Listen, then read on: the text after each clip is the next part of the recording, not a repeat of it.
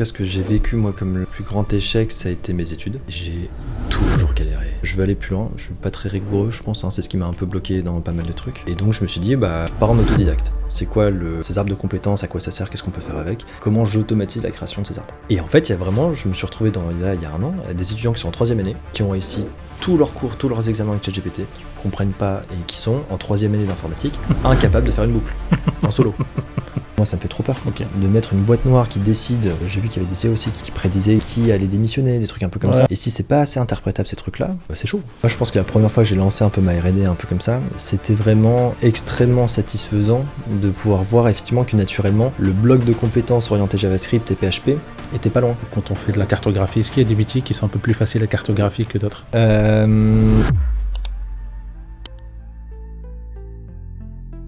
Bonjour Martin, merci d'avoir accepté l'invitation. On est ravis de t'avoir aujourd'hui pour parler plein de sujets qui sont intéressants. D'habitude, sur les autres podcasts, les gens commencent par les présentations. Nous, un peu, on fait différemment. On aime bien commencer par les échecs. Est-ce que tu peux nous parler un petit peu d'un échec marquant dans ta carrière ? Tu peux prendre le temps. Alors c'était un peu avant ma carrière, mais c'est un peu le début. Je pense que, en tout cas, ce que j'ai vécu moi comme le plus grand échec, ça a été mes études. Ok. Parce que j'adore apprendre, j'adore comprendre, et j'ai toujours aimé ça, et j'ai toujours galéré. C'était l'enfer. J'ai raté une fois mon bac, on a recommencé, je me suis un peu perdu en disant on va faire de la physique, des mathématiques, jusqu'à aller en 3e année. Et ça ressemble à rien. J'avais des cours encore en première année que j'avais pas validé, des cours en 3e, des cours de master 1, de tout mélanger, mais voilà. Okay. Des examens, j'ai repassé 9 fois sans être capable de les valider. Okay. Et j'ai un moment, j'ai dit merde. Et je me suis dit, j'en ai marre d'attendre, parce que moi je veux continuer à apprendre. En fait, ça me plaît énormément ce que j'apprends, tout ça, mais d'attendre la validation un peu d'aller, je veux aller plus loin. Je suis pas très rigoureux, je pense, c'est ce qui m'a un peu bloqué dans pas mal de trucs. Okay. Et donc je me suis dit, je pars en autodidacte. Il y a plein de trucs que je veux continuer à apprendre. J'ai des bonnes bases de mathématiques, de physicien, et en fait, je veux continuer à apprendre. Et donc, j'étais en Belgique, à Louvain-la-Neuve, pour mes études là-bas. Et je suis rentré en France, du coup. Et j'avais fait une mineure en informatique, donc j'avais des bonnes bases. J'avais l'intelligence, la psychologie, c'est un truc que j'avais déjà fait un peu avant au lycée, tout ça, donc je voulais creuser là-dedans. Okay. Et donc, j'ai refait une formation en développement web pour prendre un peu des bases. J'ai trouvé un petit boulot sur le côté. Et pendant 4-5 ans après, ça c'est un peu la conversion derrière, pendant 4-5 ans, tout mon temps libre, toutes mes économies passaient dans la formation. Ok. Et c'est là, du coup, développement web, puis après l'IA que je voulais reprendre, très mathématique du coup à l'époque, c'était il y a 8-9 ans. Et puis après, j'ai une bonne base de physique quantique, donc informatique quantique qui a repris le truc, la neuroscience qui est revenue derrière, et j'ai continué. Intéressant. Et du coup, comment tu définis ce fil-là C'est quoi la suite ? C'est par passion, feeling, intérêt, ou tu dis là je vois du potentiel, je vois l'opportunité, je vais dessus ou...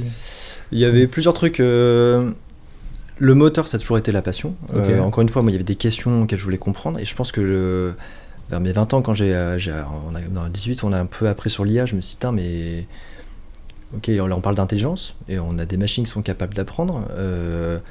Pourquoi ? Ouais. Et je voulais voir l'équation mathématique, c'est derrière. Je voulais voir le truc, on me disait, mais c'est ça l'intelligence. Okay. Et ça, c'est ce qui m'a un peu poussé.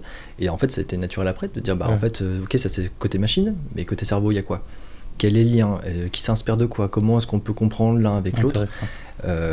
Et après, je savais qu'il y a, vu le potentiel, alors c'était très difficile de prédire que ça allait péter comme ça aujourd'hui, mais bon, ça semblait être une bonne techno, un bon truc déjà intéressant à l'époque. Mais voilà, c'était de la passion pure, et l'idée était de faire de la recherche après, du coup. Ouais. Ça a surtout été ça. Mais en fait, voilà, une fois que tu comprends bien le corps CORE un peu du truc, surtout les maths qui sont un vrai outil derrière pour aller en profondeur, je savais que ça allait ouvrir pas mal de portes. Okay. Quoi. Donc pour toi, c'est... Moi, ton échec, franchement, il est mignon, parce que ça t'a permis quand même d'aller explorer des choses, c'est pas mal. Mais ça a été compliqué, parce que moi, c'est depuis mes 12 ans que l'école, c'est compliqué. Généralement, j'ai remarqué, il y a pas mal de gens qui sont comme ça, mais on voit ceux qui sont réussis, ça. Il y en a pas mal de CEO qui ont créé des startups quand même, ou qui ont... Enfin, des startups à 1 milliard, mais à la base, tu leur demandes, ils disent, moi, l'école, c'était pas mon truc. Je prends l'exemple qu'on voit souvent sur M6, Anthony Bourbon, pareil, c'était un cas comme ça. C'était un autodidacte un petit peu. l'école c'était pas son truc, et Ouais, il a j'ai appris, pas le voilà, bac, voilà, et- c'est ça. Ça, c'est bien, c'est bien. Et du coup, est-ce que tu peux nous dire c'est qui Martin, parler un petit peu de ton parcours, ce que tu avais fait, voilà, à partir un petit peu de comment tu as commencé la recherche, comment c'est arrivé cette étincelle entrepreneuriale, et puis après on reparlera par la suite de ta start-up et les projets que tu as créés. Ouais, bah du coup on peut continuer un peu sur le fil parce que voilà, étude un peu en Belgique là-dessus.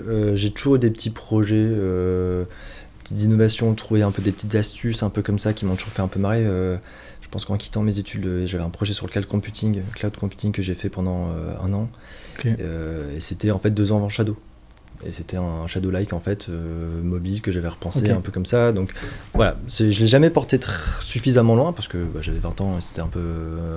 ouais, je sais pas, j'avais pas les épaules pour ça, je pense. Mais voilà, donc passion, formation, apprentissage, en tout cas recherche cœur. Je sais que c'est ma direction, en tout cas la recherche. Et donc j'ai passé quelques années à essayer de trouver un modèle pour m'équilibrer Ok. parce que j'ai pas de doctorat. Et le monde académique est un peu très tranché là-dessus. Mais voilà, en me disant, m'en fiche. J'appelle ça de la recherche si j'ai envie. Il y a un terme que j'aime beaucoup qui s'appelle gentleman scientist, Ok. qui dit que t'es un chercheur, mais autonome. Tu vois, Ok. tu fais ça dans ton coin, un peu comme ça. Et encore une fois, on revient sur ce... J'en avais marre d'attendre. Tu vois. Ok. On m'a toujours dit, hein, t'as ton bac, après tu fais ce que tu veux. T'as ta licence, après tu fais ce que tu veux. Ouais. Moi, je dis, on arrête, je fais ce que je veux. Et, Dès maintenant. Maintenant, et on se démerdera pour trouver Ok. un truc. Ça a toujours été simple. Et voilà, et donc j'ai enchaîné 3-4 ans autodidacte un peu comme ça, des petits boulots, et dès que je pouvais je faisais ça, et jusqu'à après un moment appeler ça de la recherche, parce que j'ai récupéré des équivalences de master un peu dans mes domaines, jusqu'à appeler ça de la recherche, et en bossant 6 mois, j'ai essayé de faire 6 mois Ok. sur mon année, et en fait j'ai commencé à bosser pas mal en tant que prof. Ok. Vraie passion pédagogique, j'ai découvert en fait dans certains petits boulots avant. On formait des jeunes de quartier, on faisait de la reconversion pro dans le web, Ok. beaucoup, et vraie passion là-dessus. Donc ça, j'ai toujours gardé, et j'avais à cœur que mes missions, ce qui me finançait, ça ait du sens pour moi aussi. Ok. Pas forcément ce qui rémunère le mieux, mais c'est du sens, et je sais pourquoi je le fais. Ok. Et donc après, c'est passé dans les écoles. Donc, et en fait, dans le privé, même sans diplôme, ils te prennent aussi.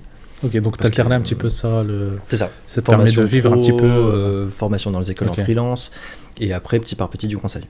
Ok. Et donc plutôt dans des comités pour des boîtes, et là en fait le sujet de data IA a pris, et donc là il y a de l'expertise qui a commencé à revenir un peu comme ça, et moi j'ai une famille qui est très business, donc j'avais des fonds de business un peu dans mes discussions avec mes frères et sœurs, avec mes parents là-dessus, Ok. et ce qui m'a permis un peu d'avoir une gentille double casquette. Ouais, ça aide beaucoup d'avoir des gens qui Ouais, font ouais. le business. Carrément. Parce qu'en France, la culturation elle est oh, importante, hein. La France, on est tendance à parler d'études beaucoup avec les enfants, à essayer de les guider vers des parcours un petit peu académiques, comme tu disais. Et autour de la table, au dîner, on parle jamais de business, on parle jamais d'argent. Enfin, je on parle que de comprends pas. Voilà. Alors, moi, je suis. Un peu trop, je sais pas si peut-être, mais- je sais pas si tu connais, moi, je suis d'origine marocaine. C'est à peu près pareil. On parle pas de business quand on mange ou à la famille. Enfin, mais je pense qu'il y a d'autres cultures où, enfin, dès jeune âge, on commence à éduquer les enfants sur de la finance. Je parle par exemple des États-Unis, ils font ça dès jeune âge. En fait, leurs enfants, ils savent ce que c'est qu'une action, ils savent ce que c'est qu'une entreprise, un entrepreneur. Voilà, ils savent un petit peu tout ça. Et en fait, quand on regarde un petit peu un Américain moyen, on dirait que c'est un banquier d'affaires en termes de savoir chez nous, quoi. Donc, Bah, en tout cas, nous, on était très là-dessus, ou effectivement, famille entrepreneur chez nous aussi, Ouais. un peu comme ça, gros cocon, et donc les oncles, les tantes, tout le monde, on parle que de ça, et j'ai eu la chance d'avoir des parents assez malins, mais voilà, qui nous ont appris c'est quoi le boulot, c'est quoi l'argent, c'est quoi la valeur du travail, pas mal. qu'on crame pas parce que c'est pas parce qu'on a qu'on crame. Ok. Mais voilà, donc on a été très cadré là-dessus, et on continue encore aujourd'hui avec notre contexte, mais ça, je prends ton point hein, sur le côté l'éducation en famille. Ok. Il y a l'éducation à l'école, hein, et effectivement il y a beaucoup qui jouent aussi dans la famille, dans la culture, donc ouais, il y a tout. Ah, bah, c'est très bien, c'est très bien. C'est quoi le déclencheur qui t'a amené Ouais. pour entreprendre de ton côté aussi? Bah voilà, j'avais eu des petites idées comme ça un peu à l'époque, mais voilà, j'ai toujours monter une boîte, c'est quand même un gros truc. Moi, j'aime bien la recherche, j'aime bien l'autonomie. Ok. Je suis très dans mon labo, j'avais mon labo à moi, donc j'aimais bien ça. Et en fait, c'est un projet d'R&D du coup, toujours sur les compétences en fait en tant que prof, et justement dans la reconversion pro, Ok. le recrutement. Grosse frustration en fait que j'ai cumulée pendant quelques années sur la compétence. Ok. On formait des gens, on leur mettait des sets de compétences, on leur apprenait plein de trucs, mais c'était pas efficace. Oui. Quand on essaie de les mettre à l'emploi, ces gens-là, qui est une galère, les mecs qui ont bossé pendant 6 mois, de zéro, ils sont formés en Ok. web, c'était un peu l'époque du wagon, tout ça, où, Ouais. la prime un peu il y a 5-6 ans. Et en fait, derrière, t'as des recrutements qui se passaient ultra mal. Ouais. Parce que JavaScript, c'était la même chose pour les recruteurs. Et Ils voient du Java coup, au début, ouais. ils savaient pas ce que c'est. du coup, ils se prenaient des claques à l'entrée. Et donc, nous, en tant que formateurs, c'était horriblement Horrible, frustrant. ok. Donc voilà, donc même dans la formation en tant que prof et dans les écoles aussi privées, Ouais. pareil, la gestion, enfin, tu donnes un cours de data et en fait, ta compétence, c'est data. Attends, T'as une note sur 20, Ok. alors qu'en fait, c'est beaucoup plus complexe. Et donc voilà, donc ça tournait, ça a toujours été un peu dans le fond. Et un des autres facteurs, moi, c'était dans ma propre formation à moi, frustration de jamais avoir trouvé un moteur de recherche de formation qui s'adapte à ton profil. Ouais. Et j'en avais marre qu'on m'envoie des mails pour me proposer de formation Python. Je sais faire du Python, c'est bon, enfin, Ok. l'introduction Python. Et... Voilà, donc tout ça, ça tournait. Et à un moment, déclic autour de la R&D, en me disant... Ok. J'avais imaginé un peu une structure de données un peu comme ça, en disant, mais tiens, si on connecte ça comme ça, c'est intéressant, ça permet de faire ça, voilà. Ça a tourné un peu à 22h30 dans mon lit, il y a eu le déclic un peu comme ça. Et en fait, quand j'ai vu commencer à voir le potentiel du truc, je me suis dit, ok, il y a un truc là, on fait Ok. pause sur la recherche, on ira, parce que moi je suis un théoricien, on va plus dans la pratique, Ok. et ça a été le départ un peu Donc startup. ton projet de recherche, donc c'était autour de la compétence et Ouais. donc des sujets autour de ressources humaines, c'est ça, si j'ai bien compris. Alors ouais, en fait, c'était compétences pures à la base, tu vois, moi on Ok. vient d'R&D très pur, et après, j'ai commencé à travailler les applications autour, Ouais. et donc il y avait dans l'éducation, forcément, parce que c'était plutôt Oui. mon background, et un peu recrutement. Et en fait, c'est vrai que la voie RH s'est beaucoup développée quand j'ai commencé à bosser Ok. un peu tout ce qu'il y avait autour. Donc aujourd'hui, on commence par ça, très B2B. Et effectivement, recrutement, montée en compétences, carrière, parcours pro. Et du coup, la partie, je vais juste revenir sur la partie R&D parce que ça m'intéresse un petit peu. Et, donc, c'était quoi la problématique? Tu devais me résumer en une phrase, en fait, la thèse que tu avais fait, ou on va dire, c'est pas la thèse, mais Ouais, l'hypothèse. L'hypothèse, voilà. En gros, c'était en mode, quand tu as les compétences qui sont dans des tableaux Excel, ok, mot par mot, et c'est l'horreur à gérer, c'est chronophage comme ça, moi je voulais relier toutes les compétences dans l'ordre d'acquisition. ok, Je dis, bah, pour savoir faire, bon, c'est peut-être un peu tech, mais on va faire en Excel. Pour savoir faire une table de pivot sur Excel, en fait, je dois d'abord apprendre à faire un peu de VAE et un peu de ça. Ah, mais pour faire ces 2 trucs-là, je dois apprendre un peu de ces 5 trucs-là. ok, Et ça, je voulais relier tout ça. ok, Alors, c'est très drôle, c'est marrant, c'est une structure, de coup, ce qu'on appelle un arbre de compétences. Et en fait, anecdote, je lisais un manga sur les RPG. C'est très jeu vidéo, en fait, hein, un peu à la Skyrim, des Ouais. compétences, Oui. le déclic vient de là. Et après, je me suis dit, ok, c'est cool, mais maintenant, c'est bien, mais il faut que je l'automatise, ce truc-là. Parce qu'on va pas faire ça à la main, on va pas s'amuser à faire ça à la main, c'est pas Ouais. possible. Et du coup, voilà, 2 sujets. C'est quoi ces arbres de compétences, à quoi ça sert, qu'est-ce qu'on peut faire avec, et comment j'automatise la création de ces arbres. ok. Voilà. Et la R&D, tu l'avais faite, du coup, dans un labo de recherche ou dans J'avais une mon université ou toi-même? Ok, Ouais, ok, ok. j'ai mon propre labo depuis quelques Ok, années, donc j'ai... Ok, ça marche.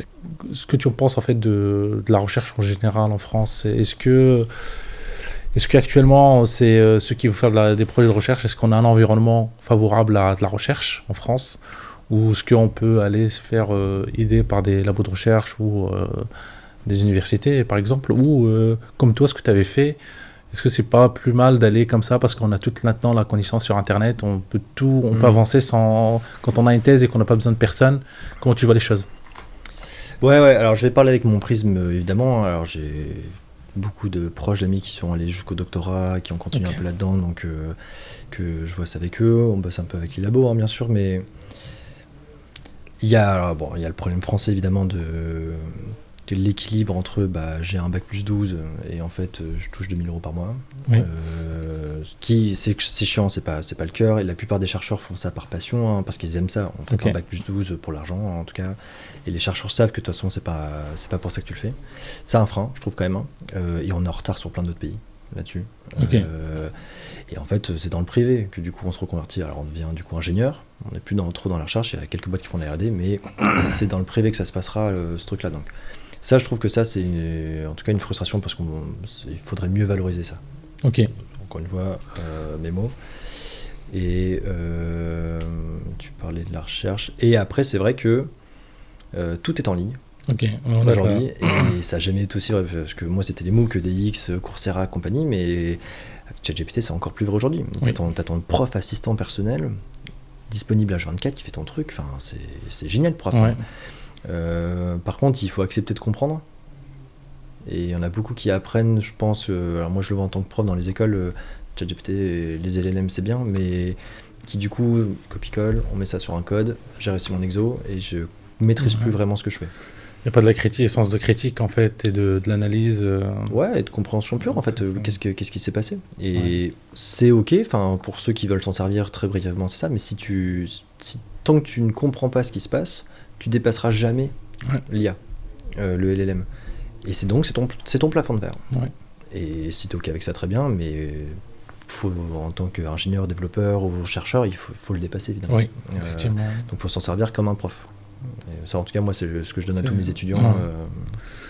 Ouais, et surtout, moi j'ai vu un message passer en disant ouais, mange bien, fais du sport, parce que maintenant les étudiants de médecine ils utilisent ça le GPT pour passer leur cours. Donc ne compte pas sur eux pour te soigner. Donc ouais, c'est ça en fait. Il y a un danger pour les générations à venir s'ils comptent beaucoup dessus. Ça a un risque d'avoir des gens qui sont un peu. En tout cas, moi, ce que j'ai vu dans l'éducation privée, c'est qu'il y a eu un.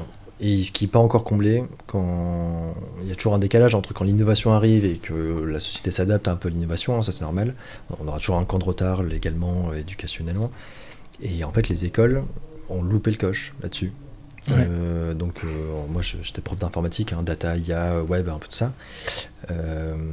Et en fait, je me suis retrouvé il y a un an, des étudiants qui sont en 3e année, qui ont réussi tous leurs cours, tous leurs examens avec ChatGPT, comprennent pas et qui sont en 3e année d'informatique incapables de faire une boucle en solo.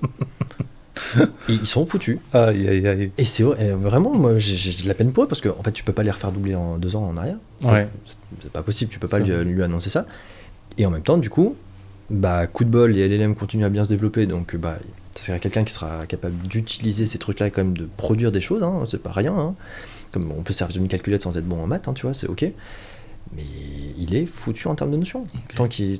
Et ça, donc moi par exemple, tous mes examens maintenant je fais des oraux. Je suis obligé, je peux plus valider le code des étudiants.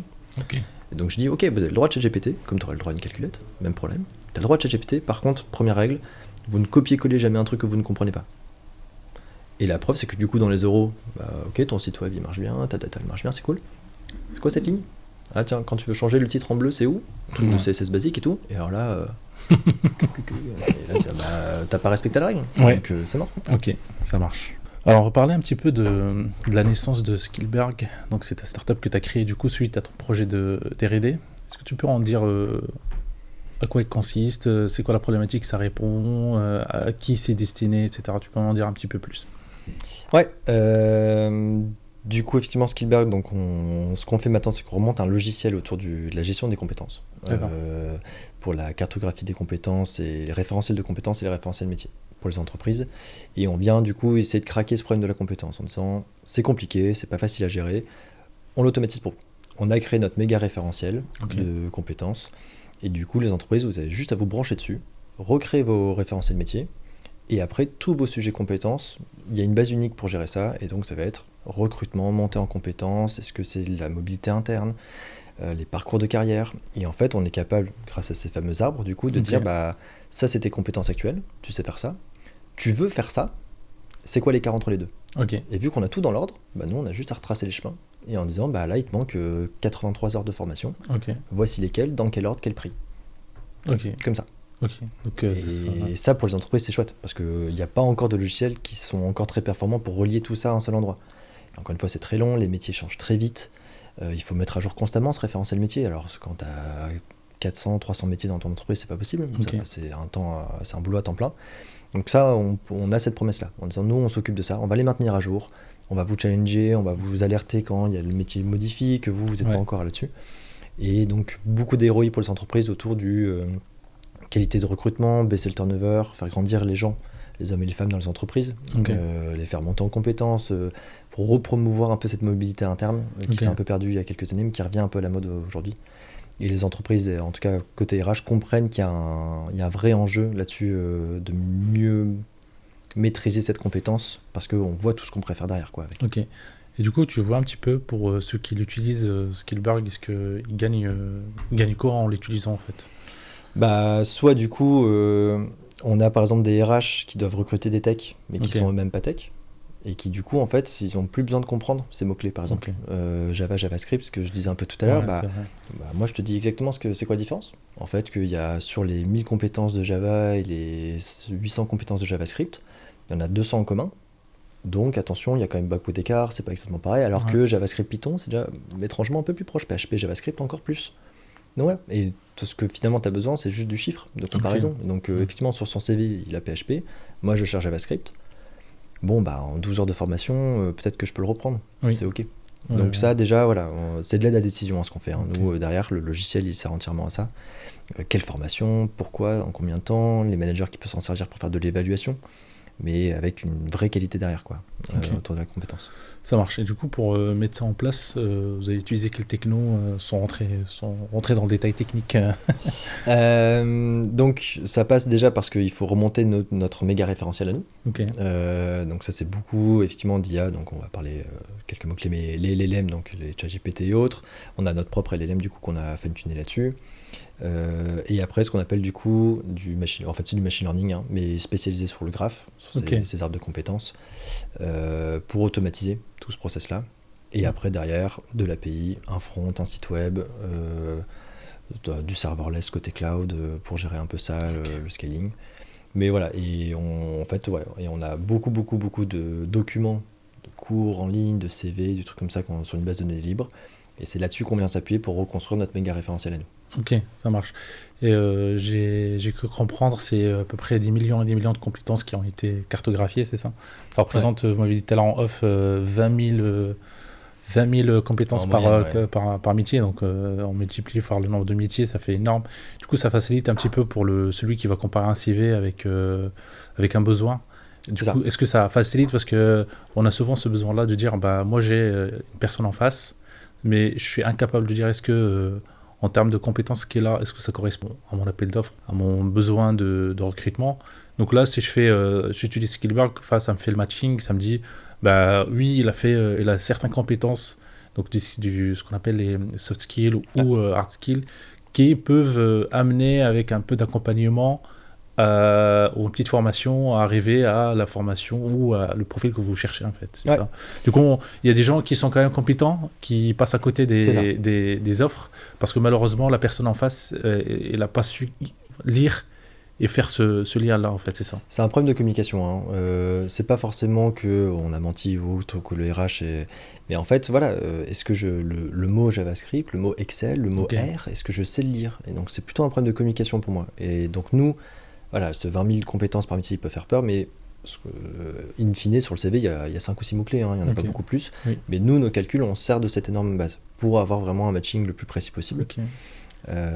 Et il y a un exemple que je donne beaucoup, c'était une pote à moi qui s'appelle Elisa, sort de mathématicienne, Ouais. bac plus 5, une crack, tout ce que... Elle arrive à Bruxelles pour un job, une banque qui cherche un data scientist. Et en fait, le banquier cherche quelqu'un qui fait du Excel. D'accord. Et elle arrive, elle fait bah moi j'ai pas fait d'Excel à l'école, parce que bah non, on faisait plus d'Excel à l'école, mais j'ai fait du R, du SQL, plein de trucs comme ça. Et RH qui comprend pas les mots-clés, et il va dire waouh, ok, mais bon, moi on fait quand même beaucoup d'Excel, hein, ça reste d'être un peu chaud. Le recrutement met 3-4 mois, et en entrée, il lui paye une formation de 70 heures d'Excel, qui commençait par c'est quoi une cellule, c'est quoi une fonction. L'horreur, vraiment. Ok, d'accord. Et justement, et là, c'est de dire, on arrête ça. Allez, il y a plein de mots-clés sur son CV, tu les comprends pas, mais en fait, Excel, sur les 800 compétences Excel, elle sait largement tout faire, même si elle s'en est jamais servie. Ok. Donc elle va apprendre très vite, donc en 15 heures de formation, c'est bon. Ok. Et évidemment, oui, tu peux la recruter, stresse pas. Enfin, donc on gagne du temps sur le recrutement, on gagne de la qualité, on sait déjà la formation, ce qu'on appelle la POI, Ah, c'est quelle intéressant. formation, recrutement, tout ça, voilà. C'est un use case que j'aime bien, ça. Ouais, c'est intéressant. Moi qui aussi, je t'avais un peu parlé que moi aussi je fais j'ai une sorte de ESN où j'ai beaucoup de besoins, j'ai des profils dans la Civitech pour en fait matcher, ça peut être intéressant de matcher les gens et dire bah voilà les personnes qui peuvent matcher à ce besoin-là que vous pouvez contacter et que le matching il n'est pas que sur les mots-clés. Est-ce que je trouve le mot Java dans le CV?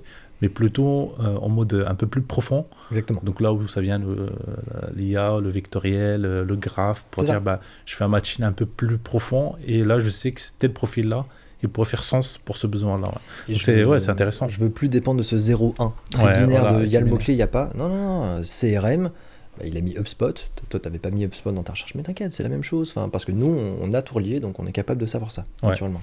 Du coup, ça va être une bonne nouvelle aussi pour ceux qui commencent, quoi. Ils n'ont plus à dire mon CV doit être méga grand ou je dois mettre tout ce que je sais, tous les synonymes de techno que je connais, etc. pour que je puisse détecter. On sort aussi un petit peu du diplôme. Ouais.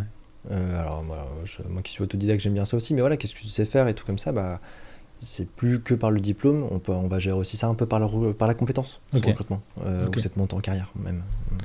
Ok, ça marche, très bien. Et je sais que toi, tu avais fait un petit peu des sujets un peu deep tech. Tu as parlé un petit peu tout à l'heure de la quantique. Tu peux en dire un petit peu plus parce que c'est des choses qui m'intéressent beaucoup. La quantique, on sait que ça reste toujours un fantasme pour les gens. On attend toujours cette puce quantique-là qui va révolutionner le monde. La BCI aussi, qui est quelque chose qu'on regarde à la télé quand on voit les scientifiques un petit peu jouer avec.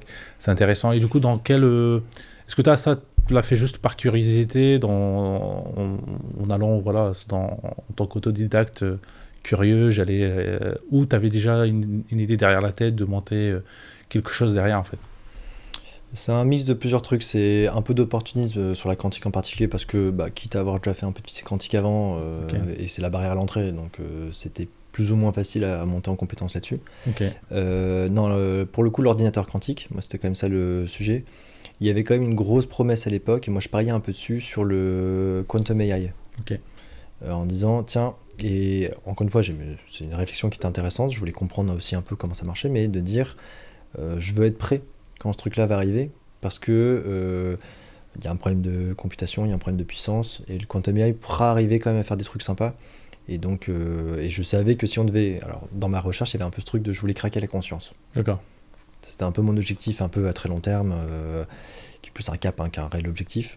Et donc, craquer la conscience, je me dis, je dois comprendre la neuroscience, je dois comprendre l'IA pour pouvoir la modéliser, et l'informatique quantique pour la puissance de calcul. Voilà, c'était un peu ma triptyque à moi. Donc finalement, après, je suis beaucoup plus resté IA et neurosciences parce que l'informatique quantique met encore un peu de temps à arriver. Mais avec ce truc de quand ça popera un jour, je serai prêt, quoi. C'est bien. Et les BCI, du coup, après, voilà, c'est vraiment... c'est l'utilisation pratique de la neuroscience et de la modélisation neuroscientifique un peu là-dessus. De dire, voilà, moi j'ai mon électrosoft chez moi. Si tu peux expliquer rapidement ce que c'est que BCI. BCI, c'est donc Brain Computer Interface, c'est API, donc un peu comme ça, BCI. Et donc en fait, c'est toutes les machines qui font la liaison entre le cerveau et la machine. Donc par exemple, moi j'ai un électroencéphalogramme, donc c'est un casque que tu mets sur le crâne, des petits capteurs qui vont analyser l'intensité électrique dans ton cerveau sur certaines zones. Et du coup, on a des capteurs qui sont capables de lire un peu le cerveau. On branche un modèle d'IA là-dessus. Un robot, une main, non ? Du machine learning. On met d'abord du machine learning pour pouvoir interpréter ces résultats, parce que c'est juste le signal électrique, ça veut pas dire grand-chose, quoi. Et après, du coup, on en fait ce qu'on veut. Et donc moi, dans le premier projet, j'étais capable d'allumer ma machine à café par la pensée. C'est pas mal. Ça sert à rien, mais c'est drôle.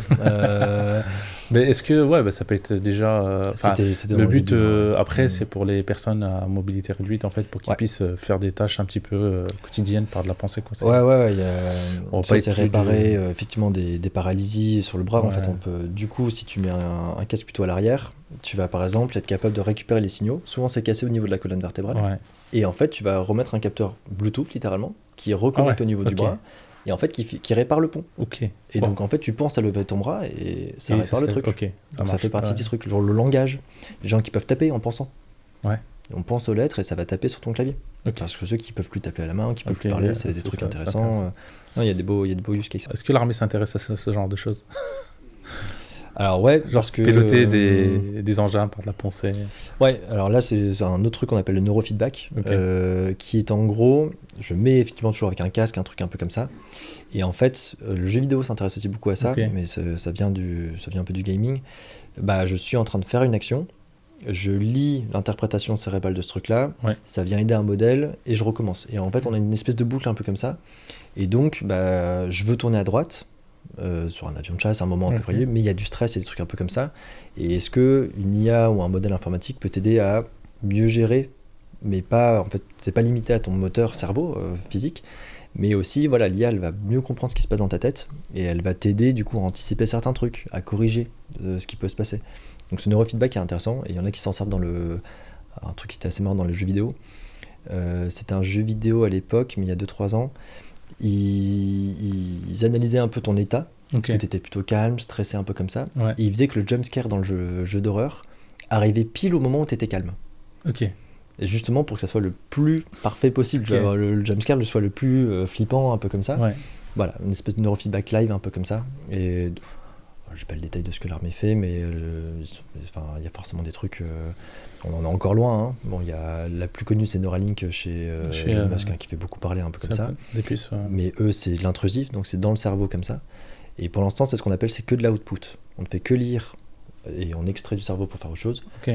Et un jour, moi, je pense qu'il y aura une vraie force dans l'input, et c'est-à-dire de pousser des signaux électriques à cet endroit-là, et là, d'apprendre au cerveau certains trucs. Ça marche. Passer de l'information. Alors, c'est Black Mirror. J'allais dire le deuxième épisode de la dernière saison. Exactement. Pour ceux qui vont regarder. Alors, moi, j'adore, hein, mais on y arrivera. On arrivera. De toute façon, quand on regarde Black Mirror, par exemple, il y a des choses sur les premiers épisodes, on les voit maintenant, quoi. Donc, c'est incroyable. De toute façon, il faut, voilà, c'est cette imagination qui va amener les gens à aller essayer de voir si on peut faire quelque chose, et ça amène derrière à des produits de recherche et puis à des side projects. La science-fiction a souvent été précurseur de pas mal de trucs. Effectivement. Moi, c'était le film Her. Je l'ai pas regardé. Tout le monde m'en parle. Alors, pas de spoil, mais pour le coup, j'ai redécouvert il y a pas longtemps que donc c'est un mec effectivement qui discute avec son OS. Donc Mac OS Mission, qui a une voix à un moment, et tout se fait par la voix. Et en fait, le film, tourné en 2015-14 comme ça, se passe en 2025. Oui. Et franchement, quand tu vas ChatGPT, maintenant qu'on peut, moi des fois je discute avec ChatGPT pendant 45 minutes, on n'est pas trop loin, hein, franchement. Donc c'était. Si, je l'ai entendu pareil dans un podcast où il disait qu'il est pas mal. Ouais, il faut que je le regarde. C'est très bien. Du coup, la partie Spielberg, maintenant, pour les gens, par exemple, qui veulent aller accélérer, aller venir recruter des gens, monter en compétence aussi des gens qu'ils ont, en fait, pour aller chercher l'accélération, la scalabilité, si on veut parler de ça en entreprise, c'est un outil qui leur permet de faire ça, en fait. Exactement. Parce que le cauchemar de tout co-founder, c'est une réalité, c'est de recruter. Pour moi, en tout cas, il y en a qui préfèrent recruter ou faire des levées de fonds, etc. Moi, le recrutement, c'est très, très compliqué. Moi, j'avais fait des recrutements et je sais ce que ça vaut. On peut se tromper, en fait. Même si on dit qu'il faut un feeling, etc., il faut quand même partir de quelque chose d'une bonne base, et après, le feeling, il vient par la suite. Du coup, avec Spielberg, ce que vous proposez, cette cartographie-là, ça permet de dire où c'est parmi les 100 CV que j'ai reçus, j'ai de l'aide à décision pour en sélectionner les meilleurs. Est-ce que du coup, il y a une sorte de ce qu'on appelle skill card, scorecard, qui me dit par rapport à telle compétence, à tel ce que je veux, en fait, je peux mettre un score, et à la fin j'ai un score par tous les candidats. Il peut dire celui-là, c'est les 5 là que je vais qu'ils ont un bon score, que je vais aller rencontrer, et là peut-être poser les bonnes questions et voir le feeling par la suite. Ça, donc ton point est bon, hein. Donc on est bien effectivement sur de l'aide à la décision, hein. C'est qu'une partie du recrutement, mais qu'on vient essayer de simplifier en amont. On a plusieurs types de scores, du coup, parce qu'il y a combien de compétences en tout, combien de temps de formation avant qu'il soit opérationnel, tu vois, spot on, un peu comme ça, et donc après, ça, on laisse un peu la liberté aussi de dire aux entreprises, après, ça vous gérez vous-même, quoi. Est-ce que si vous avez plein de formations en interne, que la formation vous coûte pas grand-chose, pilotez, ça c'est moins grave pour vous. On peut trouver effectivement déjà les bons seniors dans ta boîte qui peuvent évaluer, qui sont des compétences, qui savent seniors sont les mêmes compétences que le candidat, qui sont te permettent. Voilà, donc tout plein de trucs pour aider effectivement au recrutement. Et effectivement, tu crées une offre d'emploi, tu la mets chez nous, on extrait les compétences, on le match par rapport à ton référentiel métier. Et on prend ta liste de candidats, on fait l'algo vient matcher tout ce truc-là, on calcule les formations, le score, tout ce que tu veux automatiquement. Est-ce que vous avez regardé le IA Act ? Est-ce qu'il n'y a pas des choses qui pourront bloquer là-dessus ? Je sais qu'ils ont parlé qu'on ne pouvait pas utiliser de l'IA pour sélectionner les candidats, etc. Il n'y avait pas quelque chose là-dessus Ouais. Alors, nous, c'est là-dessus où on est assez clair pour le coup. Nous, on utilise énormément l'IA, mais que en fait sur la partie arbre de compétences et Ok. relations. Une fois que ça s'est fait, en fait, ton CV, en fait, nous, on compare. Ok. C'est très algorithmique en fait. Ok, Il c'est n'y a plus d'IA à ce algorithmique. moment-là. Ok. Et moi, je fais très attention à ça parce que d'un point de vue. Moi, mettre ce qu'on appelle les boîtes noires, hein, les IA qu'on n'est pas capable d'interpréter, donc Ouais. même certains LLM, hein, les trucs un peu comme ça, ou même en machine learning, moi, ça me fait trop peur. Ok. De mettre une boîte noire qui décide J'ai vu qu'il y avait des IA aussi qui prédisaient qui allait démissionner, des trucs un peu comme ça. Ouais. Et si c'est pas assez interprétable ces trucs-là, c'est chaud. Enfin, et surtout, donc l'IA vient pour protéger ça. Ok. Et donc nous, à la fin, le score, il est entièrement explicable parce que c'est juste quelles compétences manquent, Algorithme. quelles compétences manquent pas. Donc le machine learning, en fait, il vient en amont pour la C'est ça. préparation de référentiel métier, si j'ai bien compris. Ouais. C'est ça. Et moi, je fais extrêmement gaffe à ce que effectivement l'IA ne soit pas au bout de la chaîne de valeur. C'est pas l'IA la valeur, c'est Ok. ce qu'on va préparer avant. Et ça, j'en parle beaucoup avec d'autres startups comme ça où on veut mettre ChatGPT un peu partout et dire non, servez-vous-en pour créer un vrai système Ouais. de l'IA et après puiser dans ce système-là pour créer de la valeur. Pour la suite, ok. Et du coup, là, on va parler un petit peu de upscaling, quoi. Donc, comment venir, pour les compétences qu'on a au sein de notre boîte, aller venir leur donner des super pouvoirs plus, à les amener sur des parcours de formation ou d'accompagnement pour qu'ils puissent en fait aller chercher des postes un peu plus à haute responsabilité ou aller sur des choses qui sont qui ont de haute valeur à l'entreprise, quoi. Donc comment on pourrait faire ça en fait? Est-ce que déjà tu peux nous expliquer ce que c'est que l'upscaling, pour ceux qui ne connaissent pas? Upskilling vraiment c'est donc la montée en compétences, hein. C'est je sais faire certaines choses, je veux devenir meilleur, hein. Il y a beaucoup de gens qui parlent beaucoup que avec l'avancée et la transformation des métiers, il y a peut-être un jour on va devoir avoir une nouvelle période d'études à 40 ans. Parce qu'en fait, ce qu'on va apprendre à l'école entre 18 et 23 ans va être tellement vite obsolète qu'il va falloir retourner à l'école. C'est ça.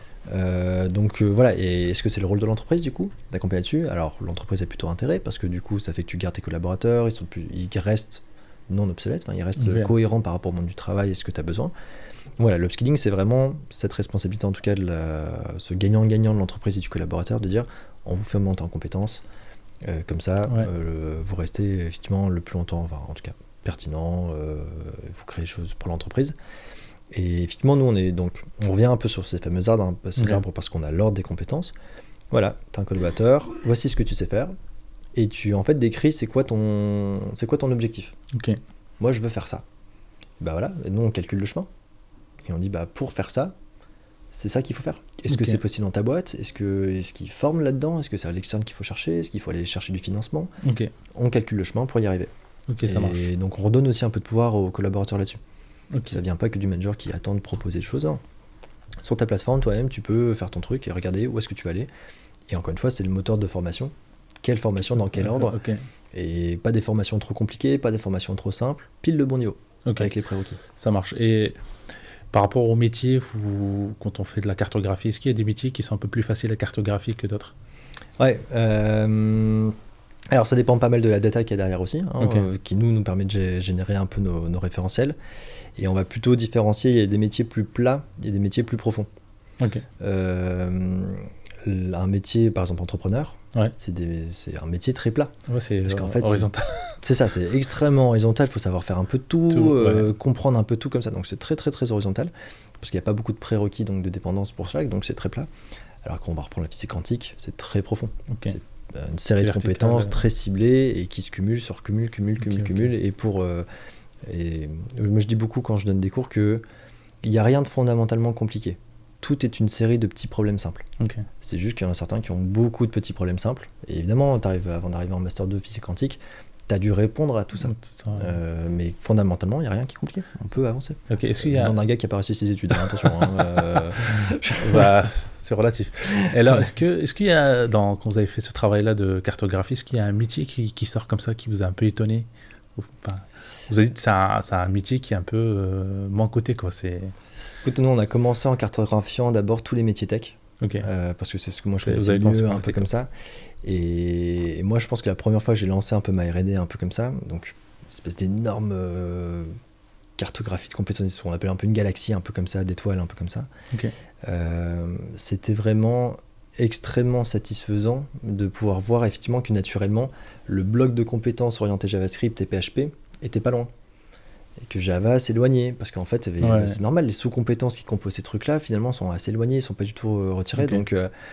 mais c'est juste beau à voir, quoi. De voir un peu les couleurs, de voir un peu comment ça se passe, comment tout est relié, d'essayer de le déchiffrer un peu visuellement, comment c'est l'étoilé finalement. Voilà, donc il n'y a pas spécialement de métier, parce que, encore une fois, le truc est trop massif, en fait, pour ressortir un truc. On l'a dans les stats après, hein, on va voir un peu de quoi... mais c'est très statistique, finalement, c'est très data analyse, après qu'on va les étudier. Mais visuellement, moi, j'étais très curieux de voir un peu ce référentiel vivant, qu'on appelle aussi... comment il est relié, comment il bouge, et en plus on peut faire un truc qui est marrant, c'est que c'est très temporel. C'est-à-dire que si j'ai un bouquin sur Excel en 2014 et un bouquin sur Excel en 2024, il y a un décalage entre les deux de compétences, c'est plus les mêmes choses. Et ça, on l'a, du coup. Et on peut en fait lancer un timelapse en disant l'évolution d'Excel de 2014 à 2024 en termes de compétences. Mais c'est vrai pour tout, parce que aussi... Un diplôme, moi je le remarque, mon diplôme, je l'ai en 2013-14. Si je dois appliquer ce que j'ai appris à cette époque-là, surtout en IT, en informatique, il est dépassé, il est obsolète en fait. Donc, alors après, on apprend à apprendre, il y a des soft skills, des skills transverses un peu qui sont toujours importantes.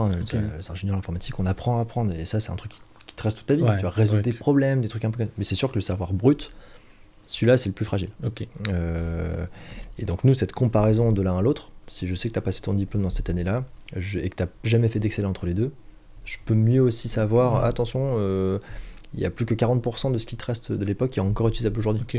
C'est pas rien, mais il faut faire attention. C'est vrai. Du coup, tu as réussi d'un côté à dire, à utiliser l'intelligence artificielle pour pouvoir en fait cartographier. Donc c'est un levier pour toi, ce qui t'a permis d'aller chercher... aller créer en fait du coup ton référentiel métier, à proposer un produit. Et du coup, comment toi t'as essayé de dire comment je vais aller trouver les premiers clients, les avatars, etc. Alors je sais que l'IA, t'as beaucoup d'idées pour démarrer. Est-ce que tu l'as utilisé par la suite pour aller faire du marketing, pour aller faire je sais pas, de l'acquisition client, comment tu l'as utilisé un peu par la suite en fait? Donc effectivement là, donc côté plutôt entrepreneur que je découvre aussi, tu vois, moi, depuis un an, incroyable. Enfin franchement, alors c'est galère, mais j'apprends tous les jours. Moi je suis trop content. Je vais pas perdre une seule minute. Donc ça, trop content. Écoute, il y a de l'IA, effectivement le ChatGPT-like et compagnie. Ça c'est obligatoire. Parce qu'en fait il y a plein de questions à la con, économique, finance, des trucs un peu comme ça où moi j'ai zéro, à part de l'acculturation, mais c'est pas suffisant à ce moment-là. Bon voilà, ça m'aide pas mal. On va poser des questions, ça va m'aider un peu à préparer, et moi je m'en charge beaucoup en challenge. Littéralement je commence mon prompt en me disant challenge-moi là-dessus. Et comme ça on se renvoie la balle, on discute un petit peu, et je sais que ça me fait avancer pas mal.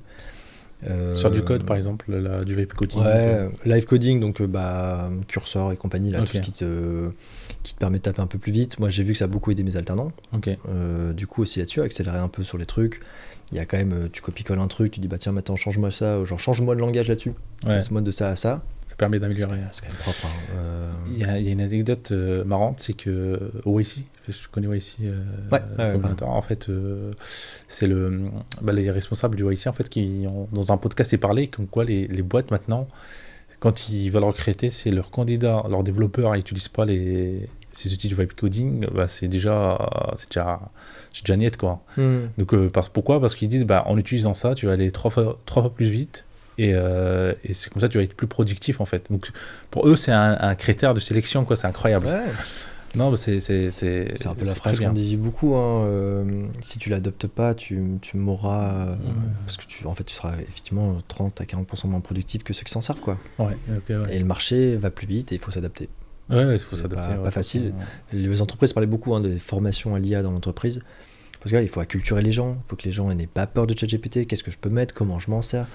Parce que d'un coup, en 2 ans, le niveau de productivité du marché mondial a évolué. Et il faut que ta boîte elle reste, sinon tu te feras dépasser. Donc, est-ce que tu peux nous parler un petit peu de ta vision, par exemple d'ici 2030, qui serait en fait la gestion de compétences, le bilan de compétences, le recrutement, les RH en entreprise? Comment tu le vois en fait? Ouais, je pense que, et c'est ce que je dis beaucoup moi un peu dans la vision un peu qu'on a chez Skillberg, et c'est ce que je veux moi personnellement, on veut craquer cette problématique de la compétence. Il y a pendant trop longtemps été mis sur des tableurs Excel qui est trop compliqué. Voilà. Je sais pas si c'est nous qui le ferons, je pense que quelqu'un le fera en tout cas. On est bien armé pour le faire. Les agents en plus maintenant viennent en plus donner un peu un nouveau moteur, une nouvelle puissance un peu dans tout ça. Donc on est bien armé pour le faire. Et donc je pense que vraiment moi quand je discute beaucoup avec des RH ou des DRH, en fait je dois mettre un temps avant de leur montrer tout ce qu'on est capable de faire maintenant. Et il faut les ouvrir un peu, il faut ouvrir les chakras en disant mais regarde, maintenant que tu as résolu ce problème des compétences avec nous, c'est bon, en fait t'as GPP, t'as Workforce Planning, tout ça, tu peux le faire. Et donc mais eux ils s'autorisent pas encore à le penser parce que c'est pas une réalité aujourd'hui. Donc je pense en tout cas voilà que on aura une vraie solution pour la gestion de ces compétences, qu'elles soient agentiques, IA, data, ce sera forcément un mix de tout ça et de nouvelles techno, et que ça va ouvrir beaucoup dans l'éducation, dans le recrutement, dans le travail. Maintenant on paye pour faire un bilan de compétences, franchement ça coûte cher. Quand on le fait même avec Pôle emploi. Donc un outil comme ça, ça peut aider. Ça peut aider, ça fera pas tout, mais c'est sûr. Dans le coaching, dans le bilan de compétences, je trouve qu'il y a beaucoup cet esprit de coaching aussi. Il faut que les gens se posent les bonnes questions. Il faut l'esprit. Donc il y a aussi beaucoup d'humain là, mais c'est sûr que ça va aider. Parce qu'en fait, voilà, tu l'auras très visuellement. Qu'est-ce que je sais tout faire? Et nous, on peut te donner tous les métiers qui sont annexes à ça, en disant ce métier-là, tu n'y avais pas vraiment pensé. Mais en fait, comme tu sais faire un peu de ça, tu sais faire un peu de ça, franchement, en 6 mois, t'en es pas loin, quoi. T'as une bonne base. Et ça va permettre d'ouvrir quelques chakras, je pense. Ça marche. Très bien. On va te poser quelques questions directes. On va essayer d'aller chercher l'entrepreneur en toi. Est-ce que tu as déjà eu des moments de doute pendant ta carrière? Ah ouais. J'ai un syndrome de l'imposteur de l'espace. Et qui fait que je suis très prudent, trop prudent. Au début de l'entrepreneuriat, je te récompense pas. Toujours à mettre vers le bas. Alors tout le monde, c'est quand même pas très ambitieux, tout ça. Je fais, mais moi je suis réaliste et tout. Il fait, non, faut que tu mettes de l'ambition, Je fais, ouh là. Ouais, donc ça, est-ce que la techno c'est un proto? Mais bon, non, mais Martin, t'es qui pour annoncer ça et tout? Donc il a fallu se le répéter à soi-même un paquet de temps. Faut se regarder dans le rétro des fois, etc. Et comment tu fais dans ces moments-là de doute? Est-ce que tu as une routine qui te permet un petit peu de garder cette cadence-là? On sait que entrepreneur, c'est pas facile. Il y a des hauts et des bas. Il faut savoir se motiver tous les jours, tous les matins et se dire voilà, comment tu fais toi? C'est quoi ta routine? Ça, moi, c'est une question que j'adore parce que moi, ça fait 8 ans que je suis en freelance et tous les matins, même pendant ma recherche, j'ai personne au-dessus de moi, je suis dans mon labo. Et c'est sûr que moi, il y a 2-3 règles. La passion, forcément, il faut aimer ce qu'on... Et est-ce que ça me fait marrer? Je pense que c'est vraiment tous les mois quand je vais chercher un nouveau bouquin à apprendre, un nouveau sujet, je regarde, je fais ça me fait marrer. Tu vois, les BCI, la machine à café avec le truc. Et si ça me fait pas marrer, c'est très compliqué, quoi. Et le troisième, après, c'est le sens. Ça, c'est des trucs. Là, j'ai des périodes un peu là en ce moment avec Skillberg où c'est plus ou moins compliqué, quoi. Et santé mentale, franchement, je découvre aussi un peu ça. Et là, parce qu'avant j'étais en freelance, donc dans ma recherche, quand je travaillais trop, je prenais une petite pause, ça allait. Ça me coûtait de l'argent, mais ça allait. Là, j'ai la responsabilité qui vient sur les épaules de l'entrepreneur vient rajouter des trucs où je me dis, là, tu peux pas te faire de pause, Martin. T'as les alternants qui comptent sur toi, t'as des gars, t'as ton équipe, t'as un produit que tu dois livrer. C'est un engagement que j'ai pris, quoi. Mais voilà, le sens, en tout cas, je reviens sur mon métier de prof, tout ça. Je fais beaucoup de trucs dans l'environnement et la transition durable sur le côté. Et ça te permet de ressourcer. Ça, alors déjà, j'aime bien le parallélisme sur plusieurs sujets, mais ça, c'est important. Si je le fais pas, il manque quelque chose. Et l'IA que pour l'IA, la techno que pour la techno. Alors là, il y a un vrai sujet de compétence, de faire grandir les gens et de les sortir un peu d'une problématique. Mais je sais qu'il y a d'autres combats à avoir en parallèle et ça, je veux les garder. Ok, ça marche très bien. Alors, c'est quoi pour toi le livre indispensable pour un entrepreneur? Le livre indispensable pour un entrepreneur.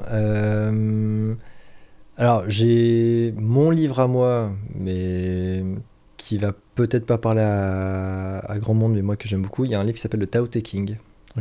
C'est la philosophie taoïste. On n'est pas loin de l'art de la guerre, mais encore plus cryptique. Encore plus cryptique, et moi qui m'a... Et un peu sur le détachement, tu vois. Sur le...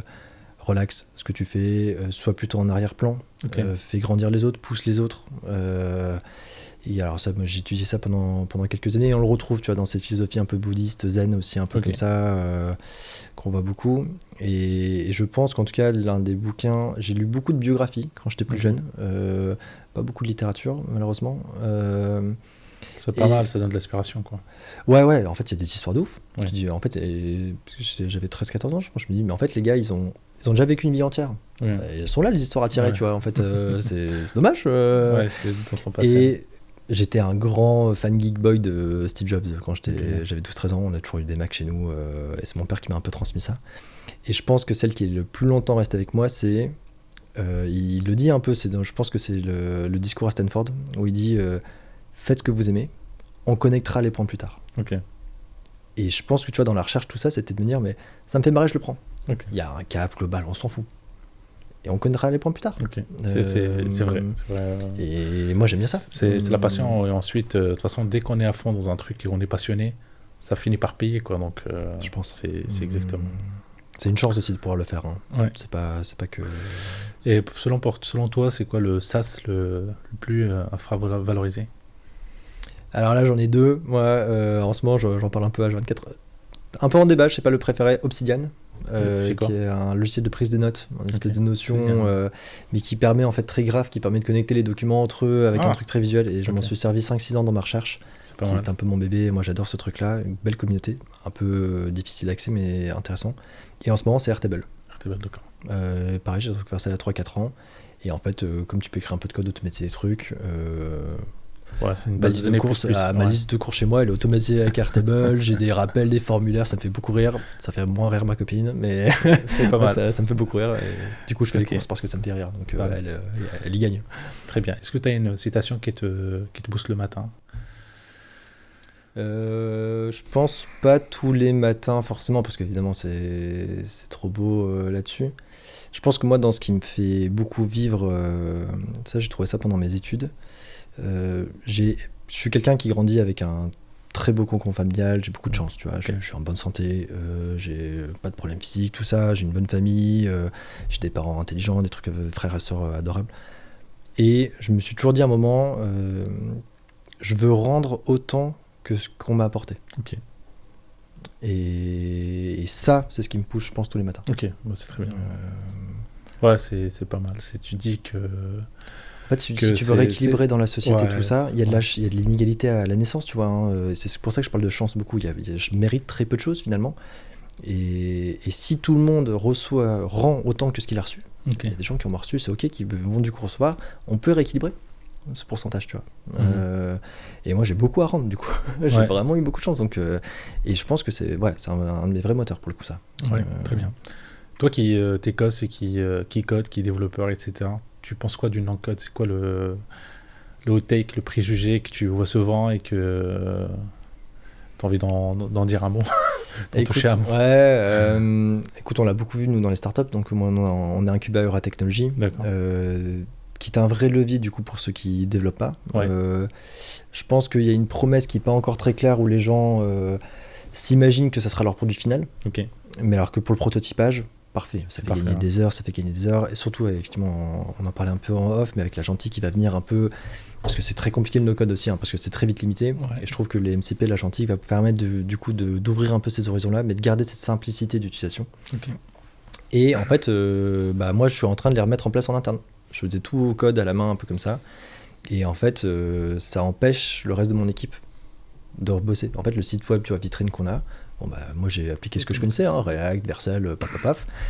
En fait, sauf que marketing, ils sont incapables de poster un blog du coup dessus. Bon, on repasse au no-code. Et en fait, force est de constater, ça marche quand même pas trop mal. C'est assez rapide, tout le monde peut s'en servir, même moi, même eux, tout le monde. Et donc il y a quand même certains use cases, en tout cas, tu sais, un peu le buy or build, qui est un peu souvent dans les entreprises, un peu ce truc-là. Et je pense que je suis en train de m'ouvrir un petit peu plus au no-code dans certains logiciels en disant bye. Arrête de build tout, concentre-toi sur ton truc, tu vois. Ça, c'est un conseil que je porterai pour le coup. Ok, très bien. Est-ce que tu as quelqu'un à nous conseiller qui prendrait ta place peut-être dans le prochain épisode?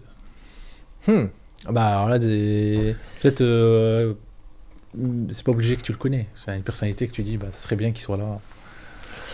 Écoute, moi, il y a beaucoup d'entrepreneurs à Lille du coup qu'on croise, hein, une communauté quand même un peu dans les incubateurs, un peu comme ça. Je pense qu'il y en a plein des CTO qui ont des histoires comme ça assez folles à raconter, Ok. qui viennent de la recherche ou pas forcément. Enfin, tu vois, alors moi j'aime bien ça. Donc, mais qui ont des histoires folles, je pense à raconter, qui ont la niaque. Ok. Donc n'importe qui a la niaque. Ok. Très bien. Ça, la passion c'est contagieux, tu vois, on en parle beaucoup. On en reparlera. Tu me donneras 2 ou 3 noms en off à contacter. C'est très bien. Et du coup, je sais que tu es bien présent un petit peu dans l'écosystème French Tech ou Startup Lillois. Je te vois souvent sur LinkedIn. T'interviens un petit peu partout. Est-ce que tu peux en dire un peu plus? Parce que pour ceux qui ne connaissent pas cet écosystème-là, qu'est-ce qu'on a, par exemple, pour quelqu'un qui est dans la startup mais qui ne connaît pas un petit peu ces écosystèmes? On sait qu'on a des incubateurs un petit peu comme Auratech. Moi, pour ma part, je suis à Spark Innovation, je ne sais pas si tu le connais. Après, il y a plein de trucs autour. C'est vrai que si on ne cherche pas, on ne va pas les connaître, quoi. Ouais. J'ai découvert le blog du dirigeant il n'y a pas longtemps, qui est d'ailleurs à Euratech, qui permet justement un peu de trier J'aurais bien aimé le connaître moi au tout début, ce truc-là. Effectivement, faire le choix entre un incubateur ou un startup studio, par exemple, un peu au départ. Donc il y a Sparkling Partners, Spark Innovation, des trucs un peu comme ça. En tout cas, l'écosystème est riche, ça fera pas tout, hein, forcément. Il y en a beaucoup qui vont chercher un CTO à Euratech et en fait qui se rendent compte que c'est pas forcément le bon endroit pour faire ça, qui vont chercher un peu à droite à gauche. Donc, mais en fait, faut garder peut-être, je pense, en tête de se dire il y a tellement de gens qui ont tenté de monter des projets, des startups, un peu tout ça, que tout existe. J'ai découvert cofondateur.fr. Bon, bah oui, c'est logique, tu cherches un cofondateur, cofondateur.fr. Pareil, j'ai pas pensé. Bah ouais, et moi j'ai mis un an à trouver un associé. Mais voilà, annonce, je l'ai laissé très passif, et en quelques mois c'était fait. Donc, et en plus avec ChatGPT, et moi je redécouvre avec ChatGPT toutes les questions qu'on peut lui poser en fait, qu'on s'autorise pas encore à se poser. Et ouais, il y a plein d'infos, et il faut les appeler, il faut discuter avec, d'autres start-upers. C'est eux en fait qui ont toutes les histoires. Donc vous allez prendre un café Euratech, il y a une cafétéria en bas, vous allez en croiser 23 en 1 heure.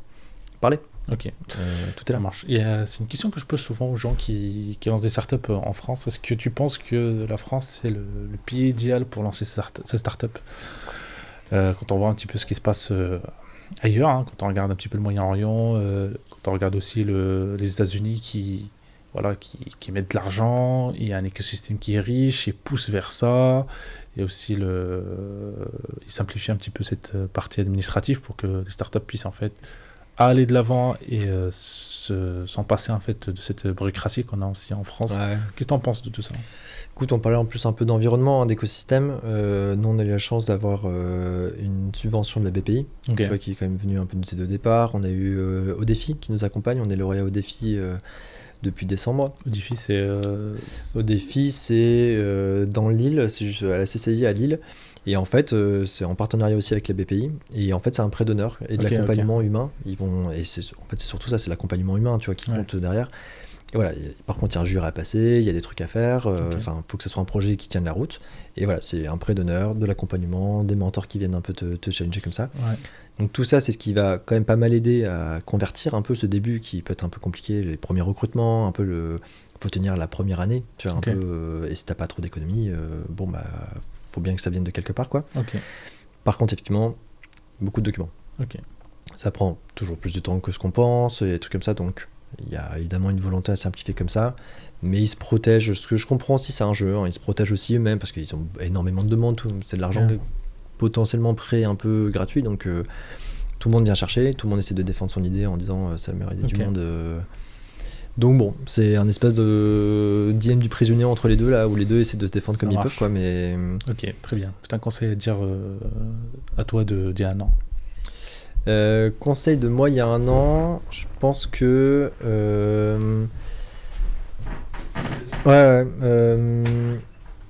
il y a du monde, il faut travailler, continue le travail, vas-y, mais fais-toi confiance, je pense. En tout cas, merci, c'était intéressant. Merci à toi. Merci pour ton échange transparent. Et j'ai l'habitude de dire aux invités ce qu'on peut se revoir dans 6 mois. On reparle un petit peu de ton avancée, etc. Avec plaisir. Écoute, petit café. Merci en tout cas. Petite bière. Merci beaucoup.